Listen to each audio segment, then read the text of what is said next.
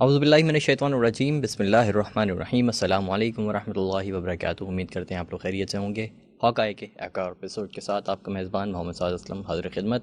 عدنان مرزا صاحب ہمارے ساتھ اسٹوڈیوز میں موجود ہیں، خوش آمدید آپ کو پروگرام میں۔ اور رجیم چینج کے بارے میں آپ نے سنا ہوگا ناظرین، رجیم چینج بہت دنوں تک، کئی ہفتوں تک پاکستان کے اندر رجیم چینج کی بات ہوتی رہی۔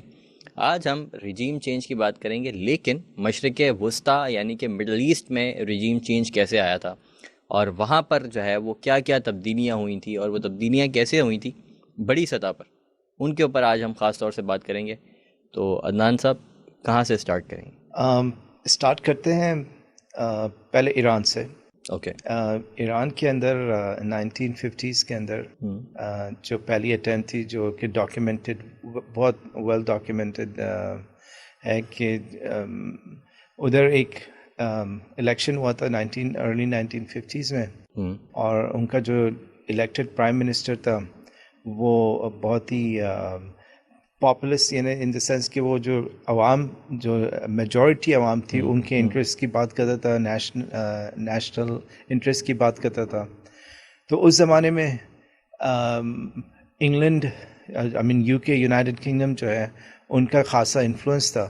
ان کی پہلی لیڈرشپ جو شاہ تھا وہاں پہ، اور ان کے ساتھ ان کے تعلقات تھے، ان کے ساتھ ان کی اور ایسی کچھ ڈیلنگز ہوئی تھی جس کی وجہ سے ایران کے اندر جو میجورٹی ان کی پاپولیشن تھی کافی سفر کر رہی تھی۔ ٹھیک ہے۔ تو اینی ویز پھر الیکشنز ہوئے، اور یہ جب جیت گئے، انہوں نے پھر جس طرح سے حالات تھے اس کو چینج کرنے کی کوشش کی، تو اس کی وجہ سے ان کی رجیم کو ہٹا دیا گیا۔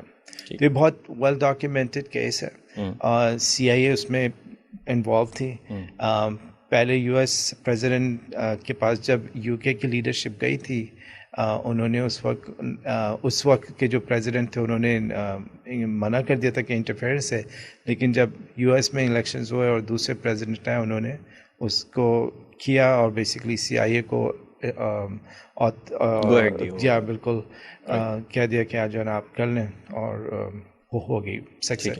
اس کے ریپرکشنز یہ تھے کہ رجیم چینج ہوئی، شاہ کو واپس لائے گئے، پھر 1970s کے اندر ایک ریولوشن آیا، اور وہ ابھی تک جو ہے نا یو ایس اور ایران کے تعلقات اور مڈل ایسٹ کے جنرلی جو صورتحال ہے اس میں ایران کے ساتھ جو ان کے تعلقات اچھے نہیں، اس کی وجہ سے خوشگوار جو تعلقات ہیں اس کی وجہ سے، جی، تو اس کی وجہ سے باقی کنٹریز میں بھی اس کا انفلوئنس آتا ہے۔ تو پھر دوسری کنٹریز میں ہم چلے آتے ہیں، تو ایک تو جارڈن میں انہوں نے رجیم چینج کا سلسلہ وہ اس طرح سے ہوا تھا کہ کنگ حسین جب تھے ان کے لیڈر، اس وقت ان کا جو کراؤن پرنس تھا وہ ان کا اپنا بھائی تھا، ٹھیک ہے، جن کی وائف پاکستانی ہے۔ اوکے، ٹھیک ہے۔ تو پھر جب کنگ حسین کی جو دوسری وائف تھیں کوئین نور، آئی بلیو، وہ آئی تھنک امریکن سٹیزنشپ بھی تھی ان کے پاس۔ تو جب کنگ حسین بیمار ہوئے اور ان کو کینسر تھا، تو امریکہ میں علاج کرنے گئے۔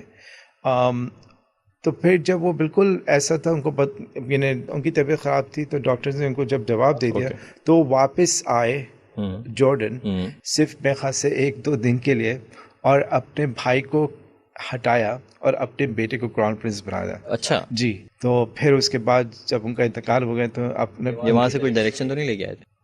موسٹ لائکلی ایسے ہی۔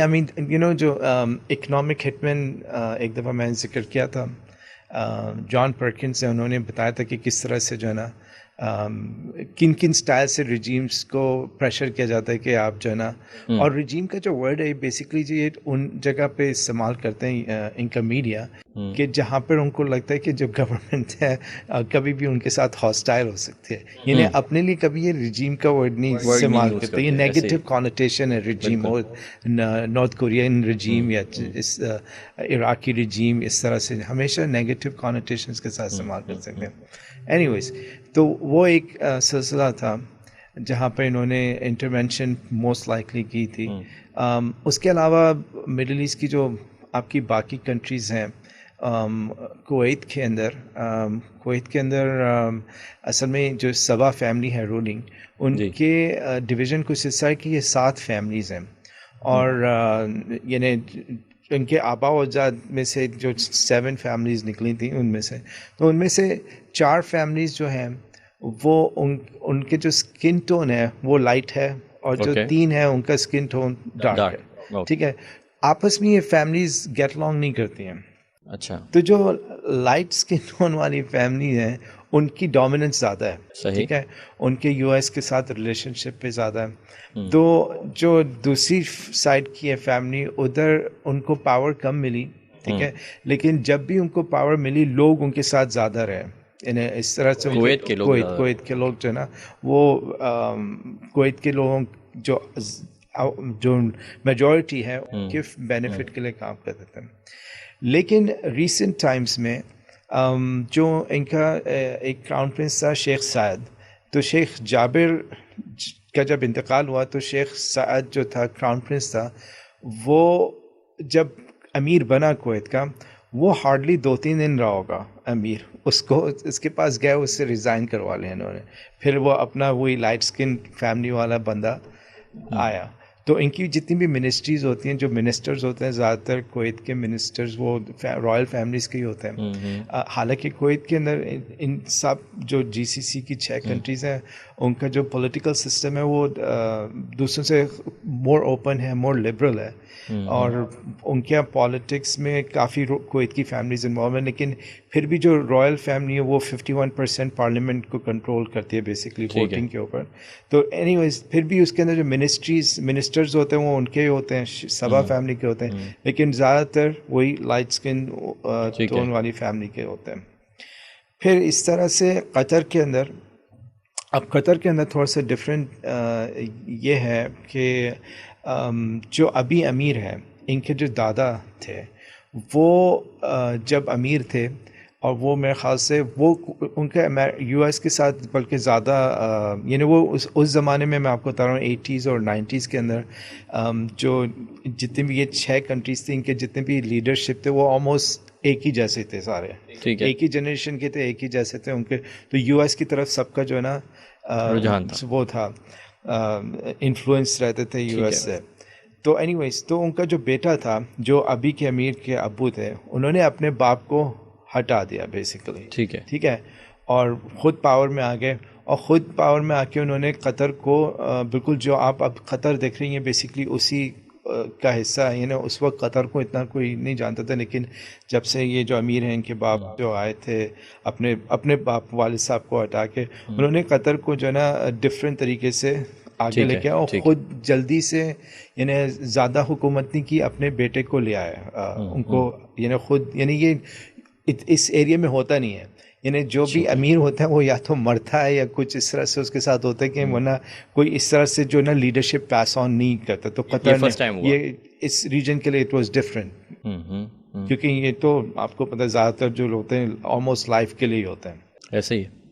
تو اب آپ دیکھ لیں قطر جو ہے اور اپنا آج کل جو ہے اپنے آپ کو جو ہے نا منوانے کی کوشش کر رہا ہے لوگوں کو. بیسکلی دبئی اور سعودیہ کا ایک آلٹرنیٹ اس ریجن میں پرووائڈ کرنے کے لیے ان کی کافی محنت ہے. آئی مین خاص طور پہ فیفا بہت کچھ، مطلب فیفا میں تو مطلب ہم آپ کی بات وہ ٹھیک ہے کہ قطر کو شاید دنیا نہیں جانتی تھی اور ہم بھی اتنا کچھ نہیں جانتے تھے، لیکن یہ جو شفٹ آیا ہے نا، جی بہت بڑا شفٹ ہے. جی ہاں. تو آئی مین کافی لوگوں کی اسپیکولیشن یہ ہے کہ دبئی کو بھی جو ہے نا کچھ چیزوں میں پیچھے چھوڑ سکتے ہیں. کیونکہ دیکھیں دبئی اور قطر میں یو اے ای کی بات نہیں کر رہا ہوں، میں صرف دبئی ایز اے، کیونکہ دبئی جو ہے 7 اسٹیٹس کے اندر ایک اسٹیٹ ہے. ان کے پاس اپنا تیل نہیں تھا دبئی. یعنی جو 7 اسٹیٹس ہے اس میں ابو دھابی کیپٹل ہے، ابو دھابی کے پاس تیل ہے. باقی جو 6 الگ ایمریٹس ہیں ان میں اتنا زیادہ تیل نہیں تھا. تو دبئی کو بہت جلدی پتہ چل گیا تھا کہ انہوں نے جو ہے نا کچھ دوسرا کرنا ہے، اور انہوں نے بیسکلی ٹورزم پہ فوکس کیا، اپنے آپ کو ڈیولپ کیا. بیسکلی ریجنل پاور ہاؤس انہوں نے ٹیکس فری، آپ کا ان کا جو پورٹ ہے جبل علی، فری ٹیکس زون، اس طرح کی کافی انیشیٹوس ہیں جو یعنی اپنے آپ کو جو ہے نا بغیر تیل کی اس سے آ کے اس ریجن میں کھڑا کیا. اب قطر کے پاس آلریڈی نیچرل گیس ریزرو بھی ہے, ریزرو بھی ہیں, نیچرل گیس ریزرو ان کے بہت تگڑے ہیں, اور کیونکہ ایران کے ساتھ اور رشیا کے ساتھ ویسے ویسٹ کے تعلقات اتنے اچھے نہیں ہیں, تو قطر کے اوپر بہت پریشر ہے کہ جو ہے نا گیس زیادہ سے زیادہ جو ہے نا وہ اپنی پروڈکشن بڑھائیں. اور ٹھیک ہے, تو اس سلسلے میں ان کے پاس ویلتھ بہت زیادہ ہے پر کیپٹا. ان کی جو پاپولیشن ہے ریچسٹ ہے ان دا ورلڈ, آلموسٹ 100,000 پلس آتا ہے ان کا GDP پر کیپٹا نا. تو ہائیسٹ لیونگ اسٹینڈرڈز ہیں ان کی. اپنی عوام اتنی زیادہ ہے بھی نہیں, زیادہ تر ان کے پاس فارنرز جاتے ہیں کام کرنے کے لیے. تو اگر آپ کہیں کہ ان کی خود کی آبادی ہوگی 4 لاکھ, اور اگر کیا کہتے ہیں 1.5 to 2 ملین پیپل وہاں رہ رہے ہیں, تو یہ ریشیو ہے کہ ایک قطری کے اوپر کیا ہیلپ کرنے کے لیے 2 یا 3 فارنرز ہیں. اس طرح سے جو ہے نا پروپورشن ہے. تو یہ ایک سچویشن ہے جو قطر کی ہم نے بات کی. اس کے بعد سعودیہ کے اندر جو لیڈرشپ کا ہے, ہم تھوڑا سا پیچھے جاتے ہیں. شاہ فیصل کو یہاں پر لوگ جانتے ہوں گے, کچھ لوگ. شار فیصل تو کراچی میں ایک آپ کی فیصل مسجد ہے. ہاں, یہ 2 چیزیں جو ہے نا کنگ فیصل کی سپورٹ سے, اور ان کو بیسکلی ان کے نام لگا ہوا اس میں. تو کنگ فیصل کا ایک بہت بڑا انفلوئنس رہا تھا مڈل ایسٹ کی پالیٹکس پہ بھی, اور انہوں نے اس زمانے میں ایک بالکل اوپر لے کے آئے تھے. یعنی میں آپ کو بتا رہا ہوں 70s میں جب اس وقت عربوں کو کچھ بھی نہیں سمجھا جا سکتا, تو کنگ فیصل نے اپنے آپ کو منوایا تھا as a leader of the Muslim world, اور ویسٹ کے ساتھ ایک کانفلکٹ میں آ گئے تھے, کیونکہ انہوں نے ایمبارگو لگا دیا تھا. کیونکہ ویسٹ کے اندر جب بھی UN کے اندر کوئی اسرائیل کے اوپر بات ہوتی تھی تو US کی سپورٹ پہ ہوتی تھی, باقی بھی کنٹریز US کے ساتھ چل رہی تھی. تو اس وقت کنگ فیصل کو کچھ چیزیں انہوں نے آبجیکشن لگا کے ایمبارگو ایسے لگایا تھا, تو اس کے بعد سے ان کو ہٹایا گیا, اپنے ہی نیفیو سے ان کو مروایا گیا. اور پھر وہاں پہ ریجیم چینج کا ایک ایلیمنٹ آیا. یہ سب چیزیں ایسے ہوتی ایسے ہیں کہ آپ کو بظاہر بالکل کلیئر کٹ نہیں لگ رہا ہوتا کہ یعنی پلاننگ سے ہوتی ہے ہر چیز. تو اس وقت تو انسان کو نہیں پتہ چلتا کہ کس طرح سے کون کہاں پہ کیا ہوا, لیکن جب وقت چلتا جاتا ہے آہستہ آہستہ لوگوں کو اصلیت پتہ چلتی ہے, تو اس میں یہ چیزیں ظاہر ہو جاتی ہیں کہ کہاں سے انفلوئنس ہو کے کسی نے کوئی ایکشن لیا تھا. تو یہ آپ کا اس ریجن کے اندر جو ہے, میں نے آپ کو جو گلف کا ریجن ہے تھوڑا بہت ادھر, اور پھر آپ کا ریسنٹ ایشو یہ آپ کا یہاں پہ چل رہا ہے یمن کے اندر, جو کہ کوشش یہ کی جا رہی ہے کہ جب عرب اسپرنگ ہوا تھا تو یہاں پہ بھی لوگوں نے پروٹیسٹ کیا, تو اس وقت جو علی عبداللہ صالح پریزیڈنٹ تھے ان کے اوپر پریشر تھا, وہ ہٹے, وہ اترے. اس کے بعد انہوں نے ایک بندے کو بیسکلی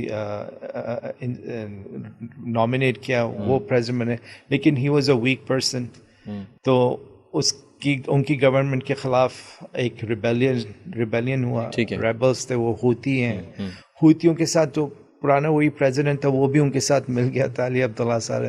تو ابھی تک یمن کی سچویشن آپ کے سامنے ہے. تو یہاں پہ بھی بات وہی ہے کہ ویسے تو سب یہ ڈیموکریسی کی بات کرتے ہیں, لیکن جہاں پھر ڈیموکریسی کی بیس پہ کوئی چیز ان کو پسند نہیں آتی تو اس کے بھی خلاف ہو جاتے ہیں, اور پھر کچھ نہ کچھ میجرز لے کے آتے ہیں جس سے جو ہے نا آپ کا جس چیز کو جن کو وہ پسند کرتے ہیں وہ کسی طرح سے واپس آ جائیں. تو یہ ڈفرینٹ ٹیکٹکس استعمال کرتے ہیں, لیکن مین چیز یہی ہوتی ہے کہ بندہ اوپر ایسا ہو جو ان کی بات مانے.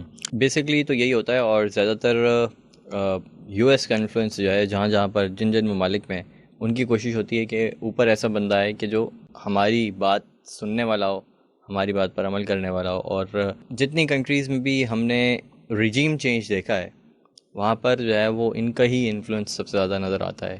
ایکسٹرنل انٹرفیرنس کی وجہ سے جو ہے وہ چیزیں چینج ہوئی ہیں, سڈن چینج ہوئی ہیں. وہی جو آپ نے بات کی ابھی اسی کو سیکنڈ کروں گا کہ اس وقت لوگوں کو سمجھ میں نہیں آتا کہ یہ کیا ہوا, لیکن جب بعد میں بات کھلتی ہے تو سمجھ میں آتا ہے کہ یہ جو ہے وہ یہ ہوا ہے. اور لیکن سمجھ میں آنے کے باوجود بھی لوگ کچھ کر نہیں سکتے. دیکھیں بات صحیح ہے کہ آپ کی جو میجورٹی ہوتی ہے نا, بہت کنٹریز میں جو میجورٹی ہے وہ وہ یہ چیزیں سمجھ نہیں پاتی ہیں, ٹھیک ہے نا. It becomes two complicated in کے لیے. میں جنرل بات کر رہا ہوں, لیکن اور اس کی وجہ سے یہ ہوتا ہے کہ آپ سینٹیمنٹ پوری قوم کا چینج نہیں کر سکتے اوور نائٹ.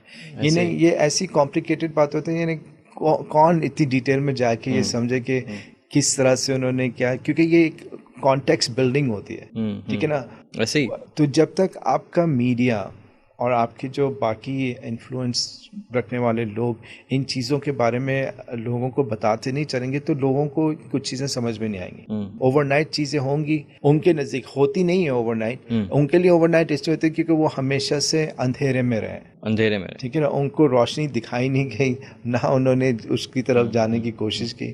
تو اس کی وجہ سے اب جیسے ایجپٹ بھی ہم اس کو ڈسکس کر سکتے ہیں کہ ایجپٹ کے اندر جب یہ عرب اسپرنگ کا ہوا تو حسنی مبارک تھے, وہ ہٹے, محمد مرسی الیکشن جیت کے آئے. ان کو جو بیوروکریسی تھی, ایگزسٹنگ بیوروکریسی, کیونکہ حسنی مبارک کافی عرصے سے پاور میں تھے, تو وہ سب ایلیمنٹس جو تھے, ایک صرف حسنی مبارک کے ہٹنے سے وہ سب چیزیں ختم تو نہیں ہو سکتی. تو وہ جو لوگ اس پرانے والے سسٹم سے بینیفٹ کر رہے تھے, ان کو تو وہ سسٹم واپس لانا تھا کسی نہ کسی ویسے ہی. تو جو عوام تھی, عوام کو تھوڑی پتا تھا کہ وہ جو پیچھے بیٹھے میں وہ جان بوجھ کے جو ہے نا مرسی کو انسکسیسفل کرنے کی کوشش کر رہے ہیں, لیکن انہوں نے کیا. اور پھر مرسی کو دیکھیں, مرسی کو 1 سال بھی نہیں ہوا کہ آرمی واپس آئی, سی آئے, اور پھر انہوں نے جو ہے مرسی کو جیل میں ڈالا, ان کی جیل میں انتقال بھی ہو گیا. اور اب دیکھیں وہ پورا کا پورا جو ہے نا وہ پھر واپس, یعنی جو سی ہیں وہ حسنی مبارک سے زیادہ اسٹرانگ ہو کے آئے بیسیکلی, اور سسٹم کو اور اسٹرانگ کیا انہوں نے. اس بیسس پہ یو ایس سے مدد بھی لی کہ بھائی ہمیں اس چیز کو پروٹیکٹ کرنے کے لیے, اگر آپ چاہتے ہیں کہ ہم یہ سسٹم ایسے چلتا رہے تو آپ ہمیں, اور اگر آپ چاہتے ہیں کہ آپ کا کام ہوتا رہے تو آپ ہماری مدد کریں. بالکل ایگزیکٹ. تو ناظرین, یہ تھی تمام تر معلومات, بہت زبردست آپ نے تمام تر چیزوں کو سمرائز کیا. بریفلی آپ نے تمام رجیم چینجز کی بات کی جہاں جہاں پر بھی ہوا, اور مڈل ایسٹ کی آج ہم نے بات کی ہے. اور ہمیشہ ہم نے بات یہی کی ہے کہ یو ایس کا انٹرفیرنس جہاں جہاں پر ہوتا ہے وہاں وہ کوشش یہ کرتے ہیں کہ ان کی مرضی کا بندہ جو ہے وہ پاور میں ہو, اور یہی کچھ ہمارے ملک پاکستان کے اندر بھی ہوتا ہے, اور دیگر ممالک میں بھی یہی سب کچھ ہوتا ہے. تھینک یو سو مچ عدنان صاحب, بہت بہت شکریہ, آپ نے اتنی انفارمیٹیو سیشن یہ بنایا, اور اس میں بہت ساری معلومات جو ہے ہمارے ناظرین کے لیے فراہم کی. آپ سے ملاقات ہوتی ہے نیکسٹ پروگرام میں. ناظرین اپنا خیال رکھیے گا, اللہ حافظ.